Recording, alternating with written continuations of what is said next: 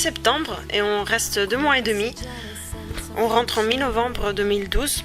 On part à Ouagadougou, la capitale du Burkina Faso, pour un festival de théâtre qui s'appelle Les Récréatrales.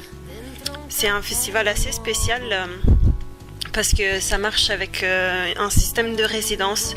Il y a des compagnies théâtrales de toutes sortes de pays africains et des Caraïbes qui sont invités pendant une certaine période et il y a des ateliers qui sont organisés et des professionnels du monde du spectacle qui suivent les comédiens et les écrivains pendant tout le parcours de création d'un spectacle théâtral du début jusqu'à la fin, donc à partir de la naissance du texte jusqu'à son élaboration et puis la mise en scène et la scénographie.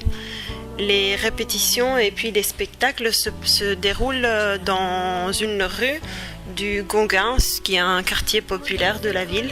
Et les espaces de répétition sont les cours des maisons. Donc c'est en contact avec les gens du quartier qui participent aussi à tout l'événement culturel.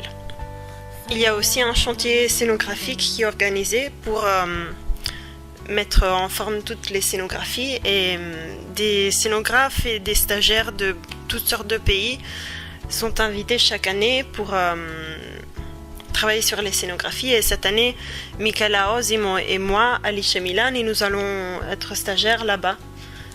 Nous avons pensé faire un projet parallèle en outre de notre travail de scénographie auprès des récréatrales, c'est-à-dire nous voulons faire un reportage en gravure et texte. Donc moi je m'occuperai des gravures et Michaela Osimo serait en charge des textes. C'est un reportage qui fonctionne sur 2 axes parallèles, c'est-à-dire moi je suis totalement libre de graver tout ce que je veux d'après réel, donc il n'y a pas de construction, de décision préalable, alors que Michaela, elle tiendra une espèce de journal où elle notera toutes ses impressions le long du festival, de notre expérience, et les bouts de conversation par exemple,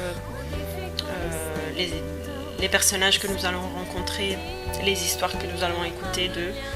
Parce que ce qui est important, c'est que nous voulons faire un portrait collectif de tous ceux qui rendent possible ce festival et qui y participent et qui travaillent pour le rendre possible.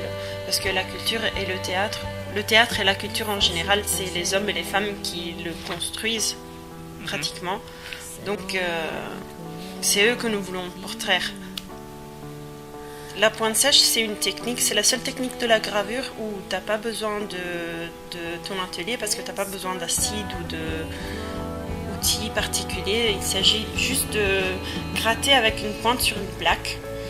Et je fais ça sur plastique au lieu que sur zinc ou cuivre comme on fait d'habitude traditionnellement parce que ça donne des très bons résultats, mais par contre c'est très très fin, c'est très léger, ça peut se rouler les plaques et c'est vraiment pas cher et c'est aussi plus souple à graver.